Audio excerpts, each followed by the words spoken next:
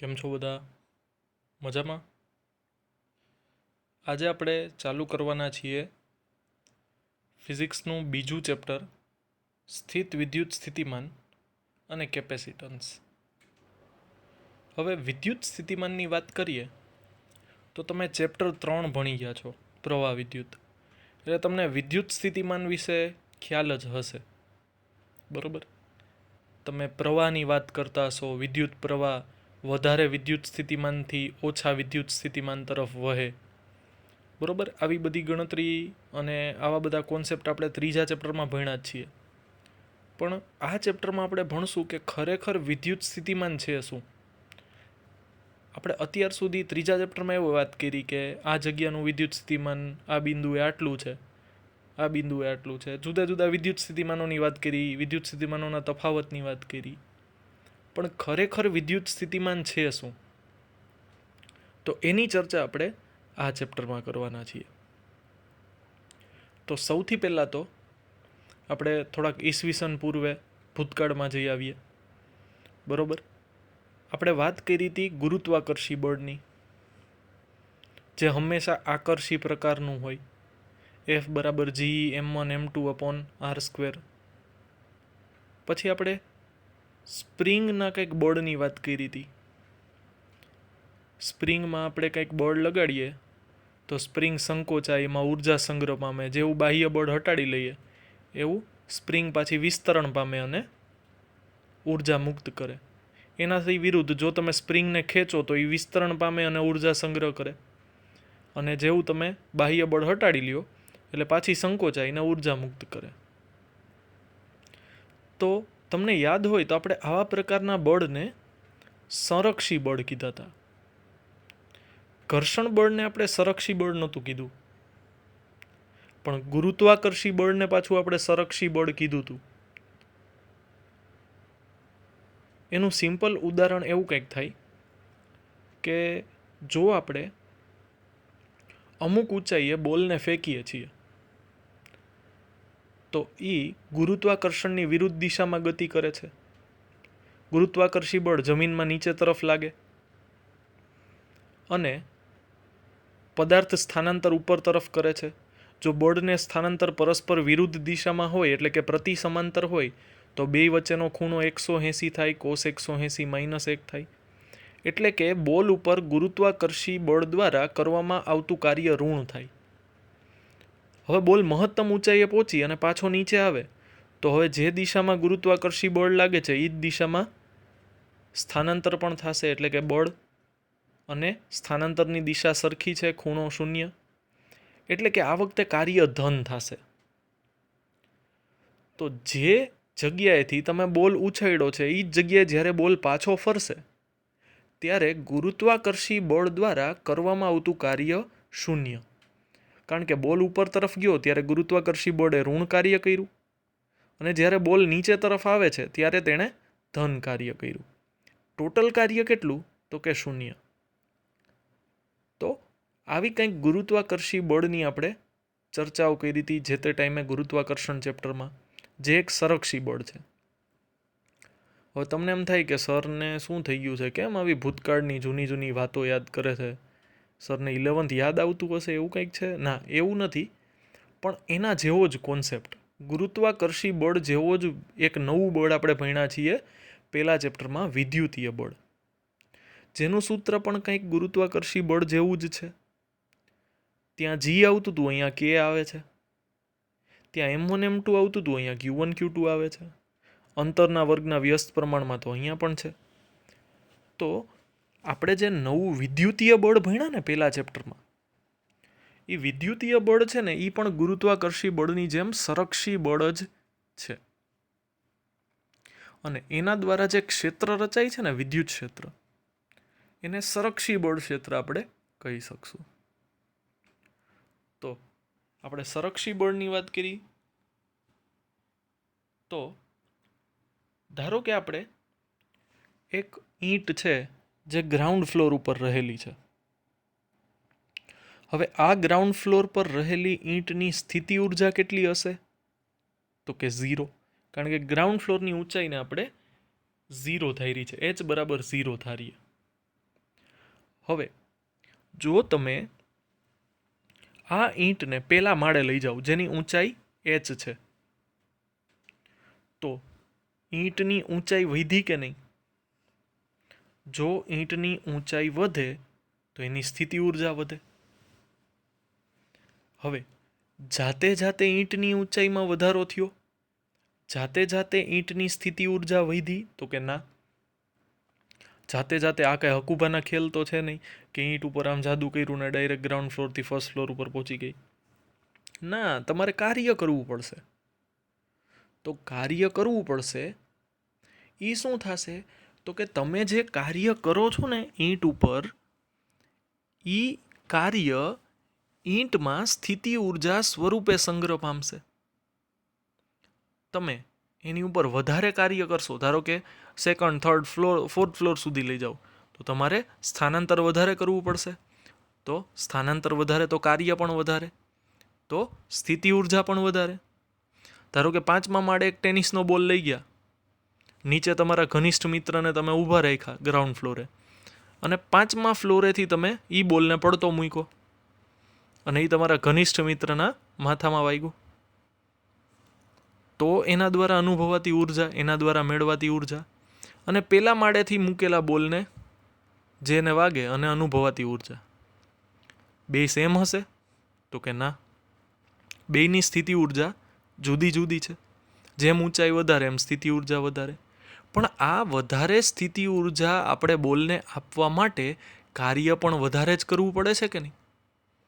તો કે જેમ સ્થિતિ ઊર્જા તમે વધારો છો એમ કાર્ય પણ વધારે કરવું પડશે.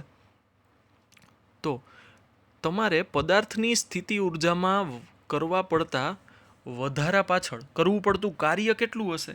તો કે એ સ્થિતિ ઊર્જાના ફેરફાર જેટલું. તમારે કેટલું કાર્ય કરવું પડશે? તો કે જેટલો તમે સ્થિતિ ઊર્જાનો ફેરફાર જોવા માંગતા હો. તો ઉદાહરણ તરીકે અહીંયા આપણે વાત કરીએ તો ગ્રાઉન્ડ ફ્લોર ઉપર સ્થિતિ ઊર્જા કેટલી છે? તો કે ઊંચાઈ 0 છે એટલે mg × 0 એટલે 0. અને ફર્સ્ટ ફ્લોરની ઊંચાઈ જમીનથી h મીટર છે, તો ત્યાંની સ્થિતિ ઊર્જા mgh થશે. તો સ્થિતિ ઊર્જામાં ફેરફાર કેટલો? તો કે અંતિમ માઇનસ પ્રારંભિક, you final minus you initial. Final એટલે અંતિમ, ઇનિશિયલ એટલે પ્રારંભિક. તો અંતિમ છે ફર્સ્ટ ફ્લોર એટલે કે mgh, અને પ્રારંભિક તો 0 હતું જ, એટલે mgh માઇનસ 0. તો તમારે કાર્ય કેટલું કરવું પડે? તો કે mgh જેટલું કાર્ય કરવું પડે. તો આ વાત થઈ આપણે પદાર્થમાં. આ કેસમાં આપણે પદાર્થ તરીકે લીધી ઈંટ. તો કે ઈંટ પાસે કેટલી સ્થિતિ ઊર્જા હશે? તો કે તમે જેટલું કાર્ય કર્યું હશે એટલી એની પાસે સ્થિતિ ઊર્જા હશે. તો આ બાબતથી આપણે શું કહેવા માંગીએ છીએ?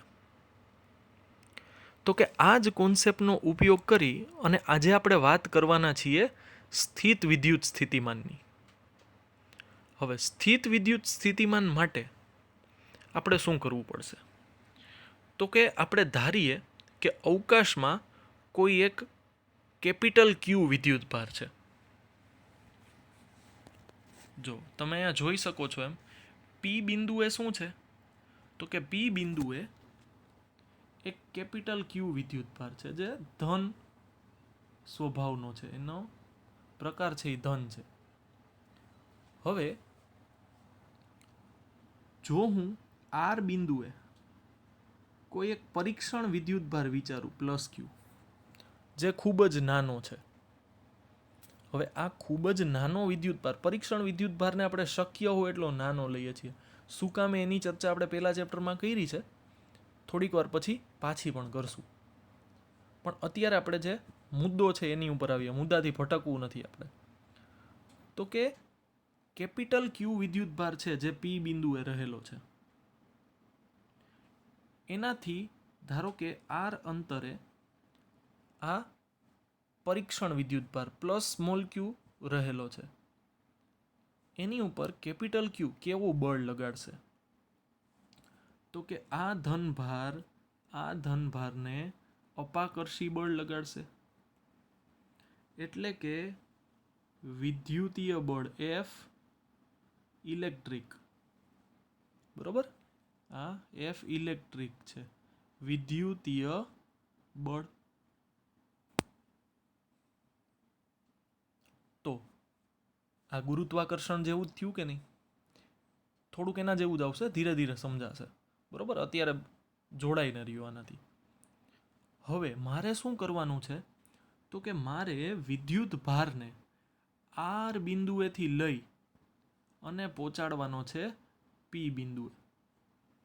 આર બિંદુએથી લઈ અને ક્યાં પહોંચાડવાનો છે? તો કે પી બિંદુએ. હવે આર બિંદુએ રહેલો ધનભાર કઈ તરફ બળ અનુભવે છે? તો કે વિરુદ્ધ દિશામાં. તો મારે એનાથી વિરુદ્ધ દિશામાં પદાર્થનું સ્થાનાંતર કરાવવા માટે શું કરવું પડે? તો કે એક બાહ્ય બળ લગાડવું પડે. લગાડવું પડે કે નહીં? તો આ બળને હું કહું છું એક્સટર્નલ ફોર્સ, એટલે કે બાહ્ય બળ. આ કયું બળ છે? બાહ્ય બળ. અને આ કયું બળ છે? તો કે આ વિદ્યુતીય બળ છે. તો વિદ્યુતીય બળ આ ધન વિદ્યુત ભારને દૂર લઈ જવાનો પ્રયત્ન કરશે અને આપણે આ બાહ્ય બળ લગાડી અને બિંદુને, એટલે કે વિદ્યુત ભારને, બિંદુવત વિદ્યુત ભારને આર બિંદુથી લઈ આવશું ક્યુ બિંદુ સુધી, પી બિંદુ સુધી, જ્યાં રહેલો છે કેપિટલ ક્યુ વિદ્યુત ભાર. આ ખાલી એક રફ સમજવા માટેની વાત છે. બરોબર, કે જે પ્લસ ક્યુ વિદ્યુત ભાર છે કેપિટલ ક્યુ, એ આ સ્મોલ ક્યુનો વિરોધ કરશે, એટલે કે અપાકર્ષી બળ લગાડશે. તો આપણે શું કરવાનું છે ખબર છે? આ વિદ્યુત ભારને, જે પરીક્ષણ વિદ્યુત ભાર છે ને, એને બાહ્ય બળ લગાડી અને પી બિંદુ સુધી લઈ આવવાનું છે. તો આ કિસ્સામાં ધ્યાન રાખવા જેવી અમુક બાબત છે. પેલું ચેપ્ટર આપણે જે તે ટાઈમે ગુરુત્વાકર્ષણ ચેપ્ટરમાં આપણે ગુરુત્વ સ્થિત ઉર્જા આવું કંઈક ભણી ગયા હતા, અથવા ગુરુત્વીય ઉર્જા આપણે એવું કંઈક કહેતા હતા એને. તંત્રની કુલ ગુરુત્વાકર્ષી ગુરુત્વીય ઉર્જા અને એવું બધું કંઈક આવ્યું હતું. તો અહીંયા જો કોઈ વિદ્યુત ભાર એ આર બિંદુએ રહેલો છે, તો એની પાસે કંઈક ઉર્જા હશે. ત્યાંથી તમે એને લઈ ગયા પી બિંદુએ, તો પી બિંદુએ પણ એની પાસે કંઈક ઉર્જા હશે. તો તમારે આર બિંદુથી પી બિંદુ સુધી વિદ્યુત ભારને લઈ જવા કરવું પડતું કાર્ય કેટલું? તો કે હમણાં જ આપણે જોયું, કરવું પડતું કાર્ય એ બંને બિંદુઓના સ્થિતિ ઉર્જાના ફેરફાર જેટલું હોય છે, અંતિમ માઇનસ પ્રારંભિક. હમણાં જ આપણે જોયું, એ ઉદાહરણ જોયું તો આપણે ગુરુત્વાકર્ષી બળનું. તો એવું જ એક સંરક્ષી બળ છે, વિદ્યુતીય બળ, જે અહીંયા લાગે છે. તો વિદ્યુતીય બળ દ્વારા પણ જે સંરક્ષી બળ છે, થતું કાર્ય એ બંને બિંદુઓના પ્રારંભિક અને અંતિમ બિંદુઓના સ્થિતિ ઉર્જાના ફેરફાર જેટલું જ હશે. હા કે ના? હા તો પાડો. તો કે હા, આવું જ હશે. તો હવે શું થશે? તો જો અહીંયા મેં એ જ વસ્તુ લખી છે. આ કેસમાં આપણે ધાર્યું છે કે જે પી બિંદુએ વિદ્યુત ભાર છે ને, એ પણ ધન છે, અને જે પરીક્ષણ વિદ્યુત ભાર લઈ ગયા છીએ ને, એ પણ ધન છે. એ આપણે ઋણ પણ વિચારી શકીએ. ઋણ હોય તો શું થશે એની પણ આપણે ચર્ચા કરશું. પણ અત્યારે ખાલી માની લઈએ કે બે ધન વિદ્યુત ભાર છે. તો ધન વિદ્યુત ભાર છે તો શું થશે? તો કે વિદ્યુતીય બળ એને દૂર લઈ જવાનો પ્રયત્ન કરશે. આપણે એ વિદ્યુતીય બળની વિરુદ્ધ દિશામાં બળ લગાડી અને આપણે એનું સ્થાનાંતર કરશું. તો અહીંયા એ જ વસ્તુ મેં લખી છે કે વિદ્યુત ભારને વિદ્યુત ક્ષેત્રની વિરુદ્ધ બળ લગાવી સ્થાનાંતર કરાવવામાં આવે છે. આ સ્થાનાંતર કરાવવા માટે કરવું પડતું કાર્ય વિદ્યુત ભારમાં ઉર્જા સ્વરૂપે સંગ્રહ પામે છે. આપણે જે ઈંટનું ઉદાહરણ આપ્યું, એ ઈંટ જેવું જ ઉદાહરણ, કે જો હું આ વિદ્યુત ભારને, સમજાઈ ગયું આ વસ્તુ, જો હું આ વિદ્યુત ભારને વિદ્યુત ક્ષેત્ર, જો આ ધન વિદ્યુત ભાર છે તો એની ક્ષેત્ર રેખાઓ આમ બહાર નીકળતી હશે. આ વિદ્યુત ક્ષેત્રની વિરુદ્ધ દિશામાં મારે એને સ્થાનાંતર કરાવવાનું છે. આ વિદ્યુતીય ક્ષેત્રની દિશા એટલે કે વિદ્યુતીય બળની દિશા ઇલેક્ટ્રિક, અને આ થશે એક્સટર્નલ. તો મેં વિદ્યુત ક્ષેત્રની વિરુદ્ધ દિશામાં બળ લગાડીને સ્થાનાંતર કરાવ્યું છે.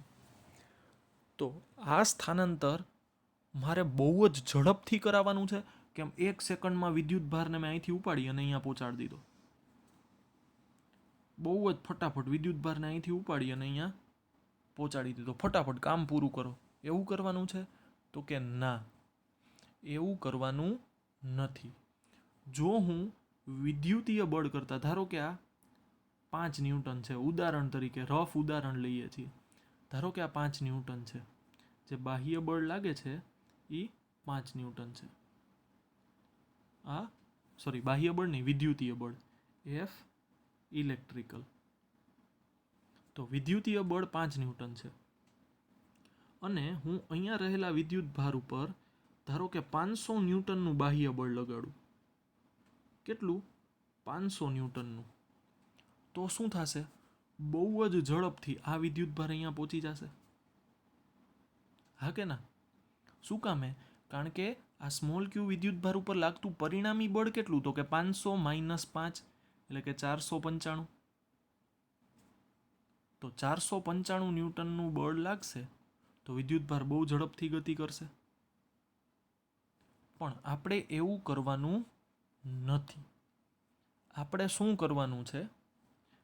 તો કે આપણે જો વિદ્યુત ભાર ઉપર બાહ્ય બળ લગાડવાની વાત આવે, એની ઉપર ઉદાહરણ તરીકે 5 ન્યૂટનનું વિદ્યુતીય બળ લાગે છે, અપાકર્ષી બળ, બરોબર? તો એની ઉપર 5.0001 ન્યૂટનનું બળ લગાડવાનું છે. એનો મતલબ એની ઉપર પરિણામી બળ કેટલું લાગશે? તો કે 5.0001 - 5. એટલે કે એની ઉપર બળ કેવું લાગશે? ખૂબ જ સૂક્ષ્મ. હવે આટલું સૂક્ષ્મ બળ હોય, આ 10⁻⁴ જેવું થયું ને.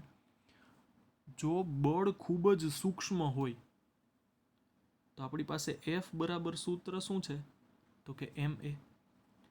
જો એફ નિયરલી ઇક્વલ્સ ટુ 0 હોય તો કોઈ પદાર્થનું દળ શૂન્ય હોય એવું તો બની ન શકે. તો શું નિયરલી ઇક્વલ્સ ટુ 0 હશે? તો કે પ્રવેગ નિયરલી ઇક્વલ્સ ટુ 0 હશે. એનો મતલબ તમે જ્યારે વિદ્યુત ભારને આર બિંદુથી પી બિંદુ સુધી લઈ જાઓ છો તો તમારે અચળ વેગી ગતિ કરવાની છે. કારણ કે પ્રવેગ શૂન્ય કયા કિસ્સામાં હોય? તો કે અચળ વેગી ગતિમાં, એટલે કે પ્રવેગ થવો જોઈએ 0. એનો મતલબ કે તમારે અચળ વેગથી, હવે શરૂઆતમાં એ વિદ્યુત ભાર ત્યાં સ્થિર હતો, એનો મતલબ એનો વેગ શરૂઆતમાં ઓલમોસ્ટ 0 હતો. એની ઉપર લાગતો પ્રવેગ પણ કેટલો થયો? 0. તો તમારે એને ઓલમોસ્ટ 0 વેગથી, 0 ઝડપથી, એટલે કે 0 મીટર પ્રતિ સેકન્ડથી આરથી પી બિંદુએ લઈ આવવાનું છે. તો તમને એમ થાય કે સાહેબનું ફરી ભરી ગયું છે. હું 0 મીટર પ્રતિ સેકન્ડ અથવા કોઈ પણ એકમમાં જો 0 વેગ હોય તો પદાર્થ તો સ્થાનાંતર જ ન કરે ને. પણ અહીંયા 0 વેગનો મતલબ છે 0.0000001 મીટર પ્રતિ સેકન્ડ. એટલે કે ખૂબ જ ઓછા વેગથી એકદમ ધીમે ધીમે અનંત સમયના અંતે ખૂબ જ લાંબા સમય બાદ વિદ્યુત ભાર આર બિંદુથી ક્યાં પહોંચવો જોઈએ? પી બિંદુએ. આ પ્રોસેસ તમારે ખૂબ જ ધીમે ધીમે કરવાની છે. જ્યાં આર બિંદુથી પી બિંદુ સુધી તમે વિદ્યુત ભારને લઈ આવો છો ને, એ ઝડપથી આમ ઉપાડીને ઘા નથી કરી દેવાનું. એ પ્રવેગી ગતિ તો કરવું જ ન જોઈએ. તમારે એકદમ ધીમે ધીમે આર બિંદુથી પી બિંદુ સુધી વિદ્યુત ભારને લઈ આવવાનો છે. ખૂબ જ લાંબો સમય લાગવો જોઈએ, કારણ કે બે બળ એકબીજાની ઓલમોસ્ટ અસર તો નાબૂદ જ કરી નાખશે. જો આ છે વિદ્યુતીય બળ, એની વિરુદ્ધ દિશામાં તમે લગાડશો બાહ્ય બળ. બરોબર? તો આ બાહ્ય બળ અને વિદ્યુતીય બળ એ બે ઓલમોસ્ટ સરખા જ હોવા જોઈએ. બેનું મૂલ્ય લગભગ સરખું જ હોવું જોઈએ. આ થોડુંક વધારે હોવું જોઈએ બાહ્ય બળ, પણ આપણે એ બેને સરખા જ લેશું, જેથી કરીને વિદ્યુતીય બળની વિરુદ્ધ દિશામાં તમે બાહ્ય બળ લગાડી અને પદાર્થનું સ્થાનાંતર કરશો.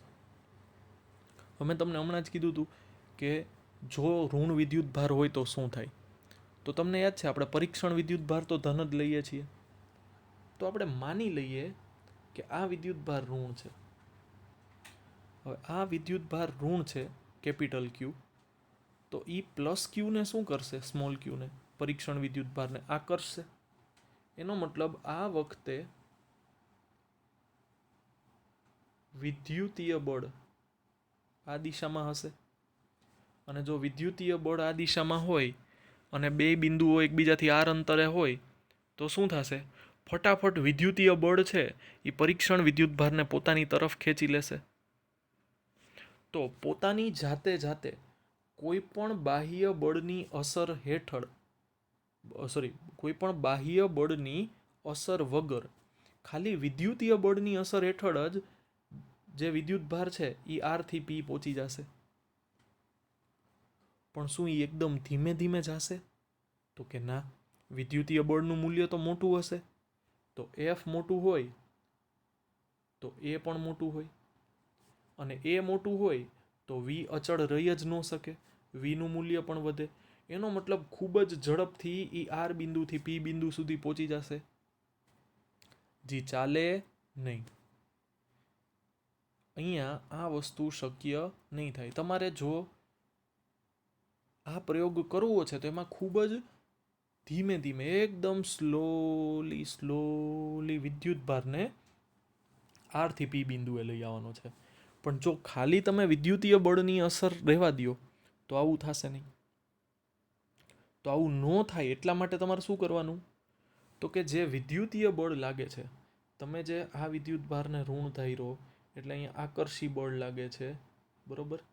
તો આ વિદ્યુતીય બળની અસર હેઠળ તમારે એક બાહ્ય બળ લગાડવાનું છે. એ બાહ્ય બળ કઈ તરફ, તો કે આ તરફ. જો બે કિસ્સા સમજજો. પહેલા કેસમાં શું હતું, તો કે વિદ્યુતીય બળ અપાકર્ષી પ્રકારનું હતું. તો આપણે બાહ્ય બળને જે બિંદુ તરફ લઈ જાઓ છે ને એ તરફ લગાડતા હતા. હવે એક્ઝેક્ટ ઊંધું થઈ ગયું. વિદ્યુતીય બળ આકર્ષી પ્રકારનું છે, તો તમે બાહ્ય બળ એનાથી વિરુદ્ધ દિશામાં લગાડો છો, એટલે કે બિંદુથી દૂર તરફ લઈ જતા હોય ને એવી દિશામાં લગાડો છો. તો અહીંયા આ વસ્તુ ખાસ ધ્યાન રાખવાની છે, ક્યારે ઋણ વિદ્યુત ભાર આવે તો શું થાય, ક્યારે ધન વિદ્યુત ભાર આવે તો શું થાય. બરોબર? હજી આ વસ્તુનો કોન્સેપ્ટ આપણે ડિટેલમાં ડિસ્કસ કરશું. અત્યારે ખાલી આટલું મગજમાં રાખો. બરોબર? તો પહેલો મુદ્દો આપણે શું કીધો હતો કે જે વિદ્યુતીય બળ લાગે છે ને એટલું જ બાહ્ય બળ આપણે લગાડવાનું, પણ પરસ્પર કઈ દિશામાં, તો કે તમે જોઈ શકો છો એમ વિરુદ્ધ દિશામાં. જો બાહ્ય બળ આ તરફ હોય તો આપણે વિદ્યુતીય બળ આ તરફ હશે. જો વિદ્યુતીય બળ આ તરફ હશે તો આપણે બાહ્ય બળ એનાથી વિરુદ્ધ દિશામાં લગાડવાનું. પણ દરેક કિસ્સામાં બે એકબીજાથી વિરુદ્ધ દિશામાં જ હશે. પ્લસ આ પ્રક્રિયા ખૂબ જ ધીમી ગતિએ થવી જોઈએ, અનંત સમય લેવી જોઈએ. એકદમ ધીમે ધીમે ધીમે આ પ્રક્રિયા થવી જોઈએ. એનો મતલબ કે બે બળ એકબીજાની અસર નાબૂદ કરે છે, તો પદાર્થનો પ્રવેગ કેટલો થવો જોઈએ, તો કે પદાર્થનો પ્રવેગ, પદાર્થ એટલે કે અહીંયા આપણે વાત કરીએ છીએ વિદ્યુત ભારની. પદાર્થ એટલે આપણે કંઈક ચાનો કપ લઈને તો આર બિંદુથી પી બિંદુએ નથી જવાનું. આપણે પરીક્ષણ ધન વિદ્યુત ભારને આર થી પી ઉપર લઈ જવાનો છે, તો એ એકદમ સ્લો પ્રક્રિયા થવી જોઈએ. તો અહીંયા એ જ વસ્તુ મેં લખી છે. તો વિદ્યુત ભારને ખૂબ જ ધીમી ગતિએ મોટા અથવા લાંબા સમયના અંતે એક સ્થાનથી બીજા સ્થાને લઈ જવામાં આવે છે. હવે એના પછીનો મુદ્દો વાંચો. પરીક્ષણ વિદ્યુત ભાર શક્ય હોય તેટલો નાનો લેવામાં આવે જેથી તે બાહ્ય વિદ્યુત ક્ષેત્રને અસર ન પહોંચાડે. હવે જો અહીંયા મેં પરીક્ષણ વિદ્યુત ભાર ખૂબ મોટો લઈ લીધો તો શું થશે? તો કે જેવું અપાકર્ષી બળ આ વિદ્યુત ભાર પરીક્ષણ વિદ્યુત ભારને લગાડશે એવું જ અપાકર્ષી બળ આ વિદ્યુત ભાર પણ જે કેપિટલ ક્યુ છે એને લગાડશે કે નહીં? પરીક્ષણ વિદ્યુત ભારનું અપાકર્ષી બળ ખૂબ જ મોટું થઈ જશે. હવે જો આટલું મોટું બળ આ વિદ્યુત ભાર ઉપર લાગે તો શું થાય? એ વિદ્યુત ભાર ખસી જાય ને પોતે. આ આર બિંદુએથી પી બિંદુએ આવવાની તો વાત જ દૂર રહે. જે પરીક્ષણ વિદ્યુત ભાર આપણે મૂક્યો ને એ પી બિંદુએ રહેલા વિદ્યુત ભારને દૂર ખસેડી નાખે અને ઈ ચલે છે શું થાય? 1/r². તો જો આ અંતર પહેલાં જે આરપી હતું એના કરતાં વધી જાય તો આર વધે. જો આર વધે તો વિદ્યુત ક્ષેત્ર ઘટે. એનો મતલબ આ જે પરીક્ષણ વિદ્યુત ભાર છે ને એ પરીક્ષણ વિદ્યુત ભાર આ જે મૂળ વિદ્યુત ભાર છે ને એના વિદ્યુત ક્ષેત્રને ખલેલ પહોંચાડે છે, બહુ મોટી અસર પહોંચાડે છે. તો આપણે શક્ય હોય એટલો આના ક્યુને શું કરશું? તો કે નાનો લેશું જેથી અહીંયા જે વિદ્યુત ભાર આપણે મૂક્યો છે એની ઉપર જે વિદ્યુત ક્ષેત્ર છે એની બહુ મોટી કોઈ અસર આવે નહીં. અને જો એ અસર આવે તો એ ખૂબ જ નાની આવે જેને તો આપણે અવગણી નાખીએ છીએ. બરાબર? તો પરીક્ષણ વિદ્યુત ભાર શક્ય હોય એટલો નાનો લેવો જેથી મૂળ વિદ્યુત ભારના વિદ્યુત ક્ષેત્રમાં એ કોઈ પ્રકારની ખલેલ પહોંચાડે નહીં. બરાબર? આ બીજો મુદ્દો થયો. પછી આપણે એવું પણ આપણને લીથામાં અથવા ટેક્સ્ટબુકમાં એવું પણ આપેલું છે કે ધારો કે આ જે ક્યુ વિદ્યુત ભાર છે ને, બાકી બધું કાઢી નાખું છું, આ જે ક્યુ વિદ્યુત ભાર છે ને એ આ પી બિંદુએ અથવા તો એને ઉગમ બિંદુ પણ કીધેલું છે લીથામાં, આ પી બિંદુએ કોઈ અજ્ઞાત બળોથી જકડેલો છે. આપણે એને અજ્ઞાત બળોથી જકડી રાખ્યો, ફિક્સ કરી નાખ્યો, તાળું મારી દીધું કે અહીંયાથી આ ક્યુ વિદ્યુત ભાર હલવો જોઈએ નહીં. હલવો એટલે ઓલો ખાવાનો શીરો હલવો એ નહીં, હલવો એટલે ખસવો ન જોઈએ. બરાબર? તો આ બિંદુથી વિદ્યુત ભાર ખસવો ન જોઈએ. ખસે નહીં એટલે અંતર ન બદલાય. અંતર ન બદલાય તો વિદ્યુત ક્ષેત્ર ન બદલાય. વિદ્યુત ક્ષેત્ર ન બદલાય તો આહલાદક આનંદ આવે. બરાબર ને? વિદ્યુત ક્ષેત્ર બદલાય નહીં તો આપણા પરિણામોમાં કોઈ પણ ફેરફાર ન થાય. તો આ આપણો ખાસ હેતુ હતો. એટલે પરીક્ષણ વિદ્યુત ભાર હોય શક્ય હોય એટલો નાનો લેવાનો છે. બરાબર?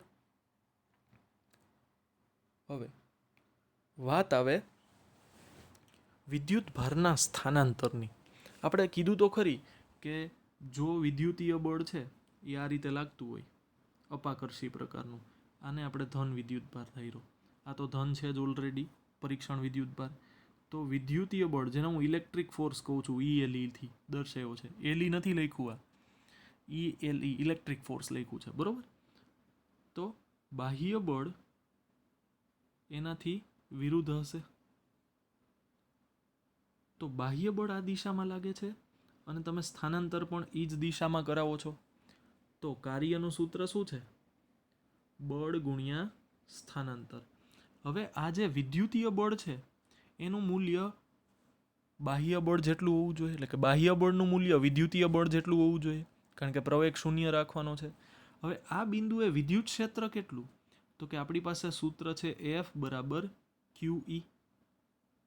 હા કે ના? બરોબર? અથવા કે Q1 Q2/r². તો અત્યારે તો ઈ અંતર r આટલું છે, એમાં ના નહીં, પણ ધારો કે થોડાક સમય બાદ વિદ્યુત ભાર સ્થાનાંતર કરીને અહીંયા પહોંચ્યો, તો હવે તો આ અંતર ઘટી ગયું કે નહીં? અંતર ઘટે તો બળ વધે, બળ વધે તો કાર્ય પણ વધારવું પડે. એનો મતલબ આ અચળ બળ વડે થતું કાર્ય નથી, આ ચલ બળ વડે થતું કાર્ય છે. જેમ જેમ વિદ્યુત ભાર નજીક આવતો જશે એમ એને અપાકર્ષી બળ વધતું જશે. અપાકર્ષી બળ વધે તો તમારે બાહ્ય બળ પણ વધારવું પડે. તો જેમ નજીક આવતા જશો એમ બાહ્ય બળનું મૂલ્ય વધારતું જવું પડશે. હા કે ના? તો બાહ્ય બળ ધીરે ધીરે વધારશો, સ્થાનાંતર પણ સાથે સાથે થશે, તો કાર્ય મળતું જશે. પણ એ કાર્ય અચળ બળવાળું નહીં હોય, ચલ બળવાળું હશે. અને ચલ બળ વડે થતું કાર્ય કઈ રીતે મળે? યાદ છે ને? સંકલનથી. એફ બરાબર સંકલન. ભાઈ શું થયું? કઈ રીતે મળે? તો કે સંકલન એફ કોની સાપેક્ષે? તો કે સ્થાનાંતરની સાપેક્ષે. બળનું સંકલન સ્થાનાંતરની સાપેક્ષે. તો એ જ વસ્તુ અહીંયા દર્શાવેલી છે કે અચળ બળ વડે થતું સ્થાનાંતર છે એના વડે મળતું કાર્ય એફ બરાબર ડબલ્યુ બરાબર એફ ડોટ ડીથી મળી જાય. પણ અહીંયા બળ છે એ અંતરના વર્ગના વ્યસ્ત પ્રમાણમાં છે. અને જેમ જેમ સ્થાનાંતર નજીક થાય અથવા દૂર થાય એમ અંતર બદલાય, અંતર બદલાય એટલે બળ બદલાય. એનો મતલબ આ અચળ બળવાળો કિસ્સો નથી, આ તો ચલ બળવાળો કિસ્સો છે. અને ચલ બળ વડે થતું કાર્ય મેળવવા માટે આપણે સંકલન કરવું પડે. ડબલ્યુ બરાબર સંકલનમાં એફ ડીએક્સ. અને પાછું આપણને ખબર છે કે કાર્ય કેટલું કરવું પડશે? તો કે કાર્ય સ્થિતિ ઉર્જાના ફેરફાર જેટલું કરવું પડશે, અંતિમ માઇનસ પ્રારંભિક. મુદ્દાઓની ચર્ચા તો આપણે પહેલાં જ કરી લીધી, બરોબર? કે વિદ્યુતભારને ખૂબ જ ધીમી ગતિએ આપણે લાંબા સમયના અંતે એક બિંદુએથી બીજું બિંદુએ લઈ જવાનું છે. પછી પરીક્ષણ વિદ્યુતભાર શક્ય હોય તેટલો નાનો લેવામાં આવે જેથી તે બાહ્ય વિદ્યુત ક્ષેત્રને અસર ન કરે. એના પછી ખૂબ જ મહત્વનો મુદ્દો છે કે કરવું પડતું કાર્ય ગતિપથથી સ્વતંત્ર છે. હવે આની ચર્ચા ઇનડાયરેક્ટલી તો આપણે કરી લીધી છે કે સંરક્ષી બળ દ્વારા બંધ ગાળા દરમિયાન થતું કાર્ય શૂન્ય થાય. કે તમે બોલને ઉપર ઉછાળો તો ગુરુત્વાકર્ષી બળ નીચે તરફ લાગે એટલે કાર્ય ઋણ થાય, બોલ ઉપર તરફ ગતિ કરે. મહત્તમ ઊંચાઈએ જાય ત્યાંથી પાછું નીચે આવે તો ગુરુત્વાકર્ષી બળ પણ નીચે તરફ, સ્થાનાંતર પણ નીચે તરફ એટલે કાર્ય ધન. તો જેટલું બોલ ઉપર તરફ જાય ત્યારે કાર્ય ઋણ કરે ગુરુત્વાકર્ષી બળ, એટલું જ કાર્ય નીચે તરફ આવતી વખતે ધન કરશે. કુલ કાર્ય બંધ ગાળા ઉપર ગુરુત્વાકર્ષી બળ દ્વારા 0, જે સંરક્ષી બળની લાક્ષણિકતા છે, એનો ગુણધર્મ છે કે સંરક્ષી બળ બંધ ગાળા પર થતું કાર્ય 0 આપે. પણ અહીંયા જે આપણે કીધું ને કરવું પડતું કાર્ય, એ પ્રારંભિક ને અંતિમ અવસ્થા ઉપર જ આધાર રાખે છે. તમે એને કયા માર્ગે લઈ જાઓ છો ને એની ઉપર આધાર રાખતું નથી. તો કે આનું ઉદાહરણ સમજીએ આપણે ઈંટ ઉપરથી. ધારો કે સ્કૂલને તો બધા મિસ કરતા જશો ને, બરોબર? તો ધારો કે આપણે ગ્રાઉન્ડ ફ્લોરમાં ઊભા છીએ નીચે સ્કૂલમાં, અને ત્યાંથી આપણે પહેલા માળે એક ઈંટ લઈ જવાની છે. તો ધારો કે 10 સીડી છે, તો એ 10 સીડી ચડીને તમે ઉપર જાઓ, બરાબર?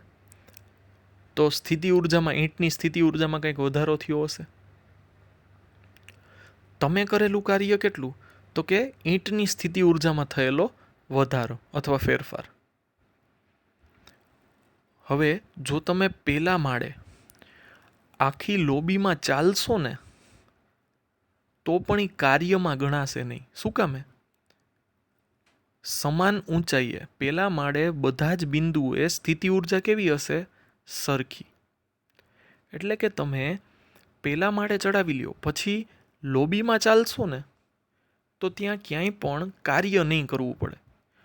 પ્રેક્ટિકલ પરિસ્થિતિ સાથે હું એને સરખાવતો નથી, ખાલી સમજવાનું છે આપણે આ વસ્તુ કે ઊંચાઈ સાથે એ વસ્તુ કઈ રીતે સંકળાયેલી છે. તમે કોઈ પણ માર્ગે પ્રક્રિયા કરો, એનો મતલબ તમે આ કેસમાં આ આરથી પી બિંદુએ છે ને એ આ રસ્તે આવ્યા, આ પહેલો માર્ગ. ધારો કે તમે આરથી પી બિંદુએ આ માર્ગે આવો, આરથી પી બિંદુએ આ માર્ગે આવો, બરોબર? આમ હજી વધારે જ આનંદ આવ્યો ને આ માર્ગે આવ્યા, તો પણ દરેક પ્રક્રિયામાં કરવું પડતું કાર્ય સરખું જ હશે. જે કેટલું હશે? તો કે અંતિમ માઇનસ પ્રારંભિક. સ્થિતિ ઉર્જા અંતિમ માઇનસ પ્રારંભિક. એનો મતલબ તમે ચોથા માળે વયા જાઓ અને પાછા ત્રીજા માળે આવશો અથવા પહેલા માળે આવશો, તો જો તમે ગ્રાઉન્ડ ફ્લોરેથી ચોથા માળે જઈને પાછા પહેલા માળે આવો, તમારું પ્રારંભિક બિંદુ તો કે ગ્રાઉન્ડ ફ્લોર, અંતિમ બિંદુ તો કે પહેલો માળ. તો તમારે કરવું પડતું કાર્ય કેટલું? તો કે બંને જે બિંદુ છે પ્રારંભિક ને અંતિમ, એની સ્થિતિ ઉર્જાના તફાવત જેટલું કે mgh, જ્યાં h કેટલું? તો કે ગ્રાઉન્ડ ફ્લોરથી પહેલા માળ વચ્ચેનું અંતર, ઊંચાઈ. તમે ચોથા માળે ગયા, 15 માળે ગયા, એનાથી કોઈ ફેર જ નહીં પડે, કારણ કે ઉપર જતી વખતે કાર્ય કરવું પડે, નીચે આવતી વખતે કાર્ય મળે. સમજાય છે ને? તો જે પ્રારંભિક ને અંતિમ અવસ્થા છે એની વચ્ચેનો જ સ્થિતિ ઉર્જાનો ફેરફાર તમને શું આપશે? કાર્ય આપશે, કરવું પડતું કાર્ય. એ કોઈ પણ પથ ઉપર, કોઈ પણ માર્ગ ઉપર આધાર રાખતું નથી, પ્રારંભિક ને અંતિમ બિંદુ ઉપર જ આધાર રાખે છે. આવું કંઈક થર્મોડાયનેમિક પ્રક્રિયાઓમાં પણ આવ્યું હતું, બરાબર? પણ એ તો હવે જૂનું આપણે કંઈ ઉખાડવું નથી, પણ આવું એક જગ્યાએ આવ્યું હતું, બરાબર, જે માર્ગ ઉપર આધાર રાખતું નથી. તો આગળ વધીએ એમાં. તો કરવું પડતું કાર્ય એક ગતિપથથી સ્વતંત્ર છે, એટલે કે માર્ગ ઉપર આધાર રાખતું નથી, જેની ચર્ચા આપણે હમણાં જ કરી. આમાં જ ઉદાહરણ લઈ લઈએ. ધારો કે તમે એ બિંદુ ઉપર પ્લસ ક્યુ વિદ્યુતભાર છે અને બી બિંદુ ઉપર પરીક્ષણ વિદ્યુતભાર છે. હા કે ના? તો આ પરીક્ષણ વિદ્યુતભાર ઉપર અપાકર્ષી બળ લાગશે. એના વિરુદ્ધ તમે કાર્ય કરી અને અહીંયા સુધી આવ્યા, તો તમારે અપાકર્ષી બળની વિરુદ્ધ કાર્ય કરવું પડ્યું. તો ત્યારે એનામાં સ્થિતિ ઉર્જા સ્વરૂપે સંગ્રહ પામે. હવે જેવું તમે બાહ્ય બળ હટાડી લ્યો ને, તો એ અપાકર્ષી બળ પાછું એને ક્યાં લઈ આવશે? બી બિંદુએ. કારણ કે પ્લસ ક્યુની જગ્યાએ, પ્લસ કેપિટલ ક્યુની નજીક તમે એકદમ પ્લસ સ્મોલ ક્યુ લઈ આવો તો શું થાય? સ્પ્રિંગને તમે બહુ બળ કરી અને દબાવો, સંકોચો ખૂબ જ. હવે જેવી તમારી આંગળી લઈ લેશો એટલે સ્પ્રિંગ પાછી છૂટી પડશે કે નહીં બહાર તરફ? તમે જો એને સંકોચેલી હશે તો એ બહાર તરફ વિસ્તરણ પામશે કે નહીં?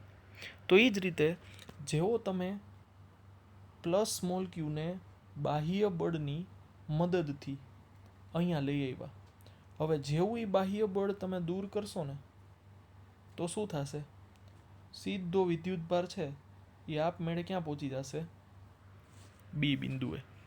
તો એક દિશામાં તમે કાર્ય કરો છો, બીજી વખત તમને કાર્ય મળે છે, અને બેયના મૂલ્ય સરખા હશે તો એક ધન થાય, એક ઋણ થાય, કુલ સરવાળો 0. એનો મતલબ જો તમે બી થી એ બિંદુએ જાઓ અને એ થી પાછા બી બિંદુએ આવો તો બંધ ગાળો થઈ ગયો કે નહીં? અને કાર્ય વિદ્યુતીય બળ. એનો મતલબ વિદ્યુતીય બળ જે સંરક્ષી બળ છે એના દ્વારા બંધ ગાળા પર થતું કુલ કાર્ય કેટલું થાય? તો કે 0 થાય.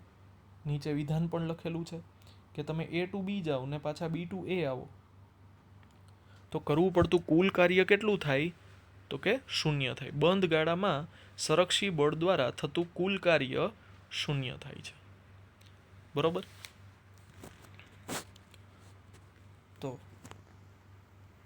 અહીંયા જે ઓલરેડી આપણે વાત કરી જ છે કે જો તમે પ્લસ ક્યુથી આર અંતરે કોઈ બિંદુ હોય ત્યાં તમે પરીક્ષણ ધન વિદ્યુતભાર વિચારો, સ્મોલ ક્યુ, તો એને અપાકર્ષી બળ લાગતું હશે એટલે એની ઉપર વિદ્યુતીય બળ લાગે છે. આની વિરુદ્ધ દિશામાં તમારે બાહ્ય બળ લગાડી અને આ વિદ્યુતભારને અહીંયા સુધી લઈ આવો છે.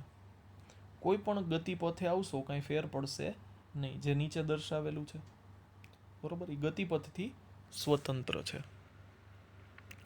પણ કેટલા વિદ્યુત ભારને લઈ જાઓ છો એ તો મહત્વનું છે કે નહીં? જો તમારે 1 કિલોગ્રામની ઈંટને ગ્રાઉન્ડ ફ્લોરથી ફર્સ્ટ ફ્લોરે લઈ જવું હોય તો ઓછું કાર્ય કરવું પડે, પણ જો 10 કિલોનો મોટો પથ્થર હોય એને ગ્રાઉન્ડ ફ્લોરથી ફર્સ્ટ ફ્લોરે લઈ જવું હોય તો કાર્ય જુદું કરવું પડે. જો 50 કિલોનું ગુણ હોય તો જુદું કાર્ય કરવું પડે. તો એ આપણે વિદ્યુત ભારથી છે ને એને સ્વતંત્ર કરી નાખીએ. એટલે કે એકમ વિદ્યુત ભાર દીઠ કરવું પડતું કાર્ય અથવા એકમ દળ દીઠ કરવું પડતું કાર્ય, આપણે એવી વાત કરીએ. તો તમે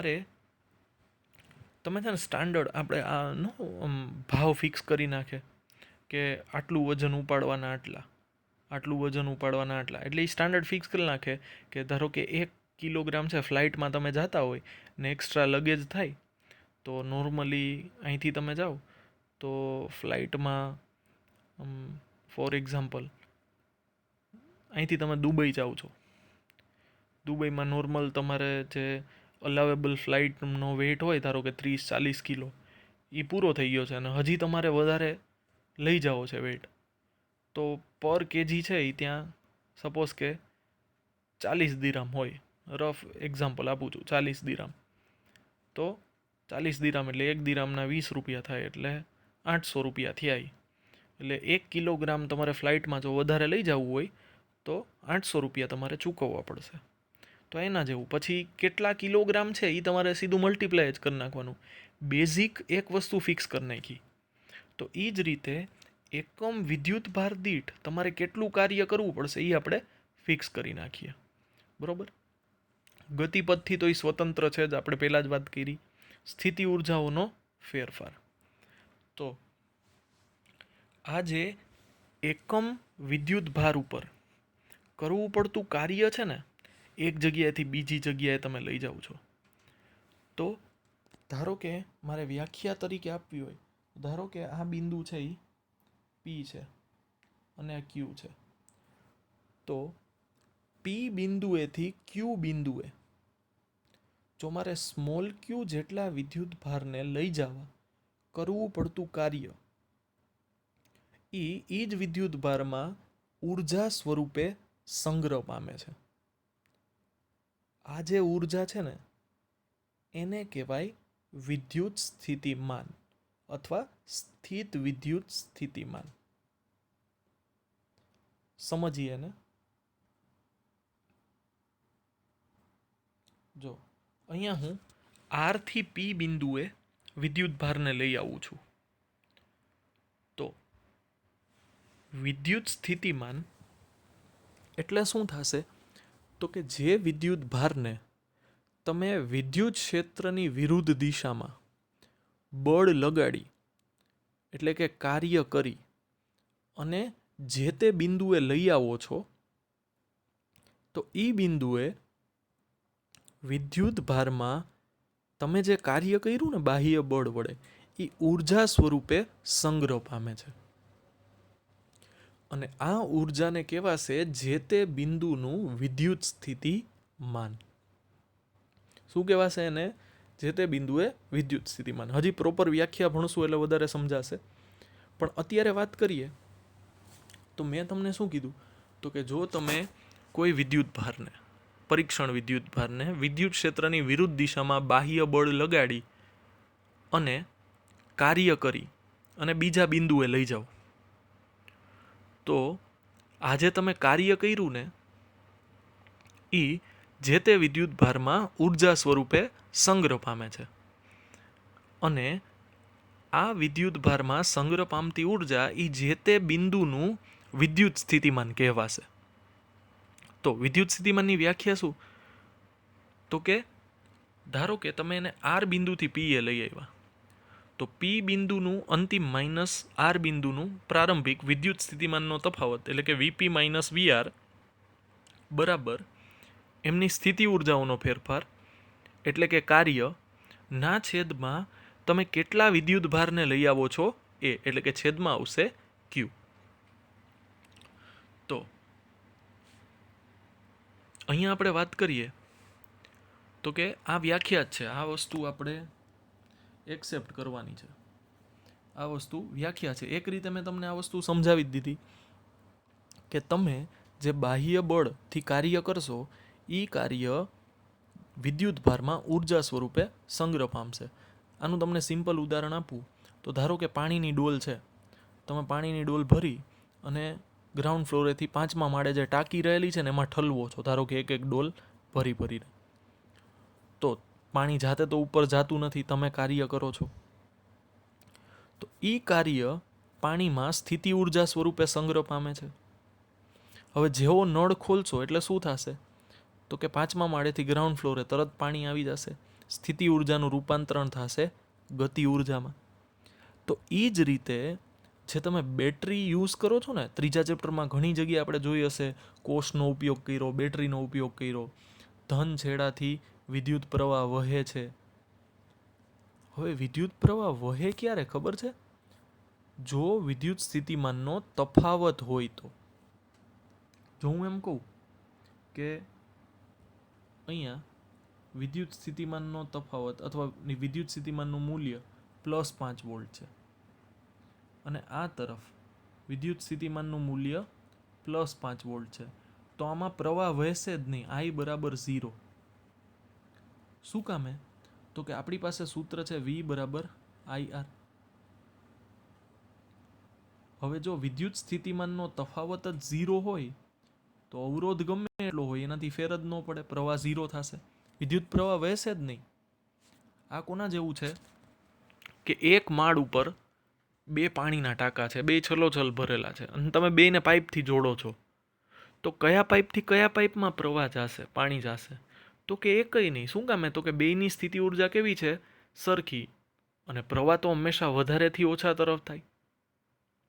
તો જ્યારે તમે 5મા માળના ટાંકા સાથે ગ્રાઉન્ડ ફ્લોરનો ટાંકો જોડો અને નળ ખોલો તો શું થાય, વાલ્વ ખોલો તો શું થાય?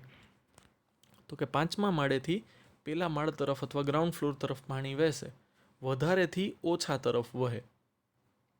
તો આ વસ્તુ વિદ્યુત સ્થિતિમાનનો તફાવત સૂચવે છે, વિદ્યુત સ્થિતિમાનનું નિરપેક્ષ મૂલ્ય સૂચવતું નથી.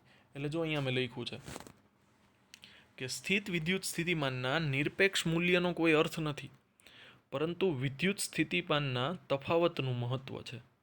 આપણે વિદ્યુત સ્થિતિમાનના તફાવતની જ વાત કરશું, બરોબર? તો પરંતુ કોઈ નિશ્ચિત બિંદુએ તમારે સ્થિત વિદ્યુત સ્થિતિમાન છે એ જાણવું હોય તો એ જાણી શકીએ આપણે. તો એ જાણી કઈ રીતે શકીએ? તો કે ફિઝિક્સમાં એક વસ્તુની ધારણા કરવામાં આવી છે. એ ધારણા શું છે? તો કે ખૂબ જ અનંત બિંદુએ, અનંત અંતરે આવેલા બિંદુએ, ખૂબ જ દૂર બિંદુ હોય ત્યાં વિદ્યુત સ્થિતિમાન તમારે 0 લેવાનું છે. ધારણા કરવાની છે કે અનંત અંતરે આવેલા કોઈ બિંદુએ વિદ્યુત સ્થિતિમાન 0 છે. હવે વિદ્યુત સ્થિતિમાન 0 શું કામે છે? તો કે એ ખૂબ જ દૂર રહેલું છે, અંતર ખૂબ જ મોટું, એટલે બળ ખૂબ જ ઓછું લાગે. બળ ખૂબ જ ઓછું લાગે એટલે ત્યાં ઉર્જા કોઈ પ્રકારની છે નહીં એવું આપણે માની લઈએ, એટલે સ્થિતિમાન છે એ 0 છે. આવી ધારણા કરવામાં આવી છે, બરોબર? તો ધારો કે તમે વિદ્યુત ભારને અનંત અંતરેથી P બિંદુએ લઈ આવો છો. જો અહીંયા આપણે R થી P બિંદુએ લઈ આવ્યા ને, એ R થી P નહીં, આમ અનંત અંતરેથી તમે P બિંદુએ લઈ આવ્યા. તો પહેલા કેસમાં તમે શું કર્યું? VP - VR. હવે તમારે શું કરવું પડે? VP - V અનંત બરાબર UP - U અનંત, ત્યાં પણ R નહીં આવે ને છેદમાં શું આવશે? Q. તો આ વસ્તુ લખેલી જ છે મેં અહીંયા નીચે. જો R બિંદુથી P એ લઈ આવો તો VP - VR, પણ તમે અનંતથી લઈ આવો છો તો VP - V અનંત. હવે આપણે હમણાં જ કીધું કે અનંત અંતરે આવેલા કોઈ પણ બિંદુએ વિદ્યુત સ્થિતિમાન 0 હોય, તો એનો મતલબ તમે હંમેશા એવું ધારશો કે V અનંત બરાબર કેટલું લેવાનું? તો કે 0 લેવાનું. V અનંત બરાબર કેટલું લેવાનું? 0. તો આ પદ 0 થઈ જશે એટલે અહીંયા લખ્યું નથી. તો આ થઈ જશે VP બરાબર જે સ્થિતિમાનનો તફાવત છે, કાર્ય ના છેદમાં વિદ્યુતભાર. તો અવકાશમાં આવેલા કોઈ બિંદુ P એ જો તમને સ્થિતિમાનનું નિરપેક્ષ મૂલ્ય મેળવવાનું કહે તો તમે અનંત અંતરેથી વિદ્યુત ક્ષેત્રની વિરુદ્ધ દિશામાં કાર્ય કરીને એ P બિંદુએ જે વિદ્યુત ભારને લઈ આવવા માટે કરવું પડે કાર્ય એ અને વિદ્યુત ભારનો મૂલ્ય, આ બેનો ગુણોત્તર લ્યો ને એ તમને જે તે બિંદુ પી પરનું વિદ્યુત સ્થિતિમાનનું મૂલ્ય આપશે. સમજાય છે આ વસ્તુ? તો પેલું આ ચેપ્ટરનો પહેલો લેક્ચર છે. આપણે આ વસ્તુ સમજવાની ટ્રાય કરીએ. બરાબર? તમે વધારે સારી રીતે એટલે સમજી શકશો કારણ કે તમે ત્રીજું ચેપ્ટર ભણી ગયા છો. તમે આ વસ્તુનો ઓલરેડી ઉપયોગ કરી લીધો છે, પણ હું અત્યારે તમને સમજાવવાનો પ્રયત્ન કરું છું કે આ વસ્તુનું મહત્ત્વ શું છે. તો નેક્સ્ટ લેક્ચરમાં આપણે આ જ ચેપ્ટરનું અને આ જ ટોપિકનું પાછું ડિસ્કશન કરશું, પણ એક અલગ પોઈન્ટ ઓફ વ્યૂથી. બરાબર? ત્યારે આપણે સૂત્ર વિશે વાત કરશું. તો તમારે હોમવર્કમાં લીથામાંથી પ્રશ્ન નંબર 1, 2 અને 3 આ 3 પ્રશ્ન એકવાર લખી અને હોમવર્કમાં મોકલવાના છે મને. બરાબર? તો વાત કરી આજે આપણે વિદ્યુત સ્થિતિમાનની, જેના નિરપેક્ષ મૂલ્યનું આમ ખાસ મહત્ત્વ નથી. ખાસ આપણે વાત કરશું વિદ્યુત સ્થિતિમાનના તફાવતની. તો નેક્સ્ટ લેક્ચરમાં પાછા મળશું આપણે. ત્યાં સુધી પ્રિપેરેશન કરતા રહ્યો. બરાબર? Keep preparing. All the best. Thank you.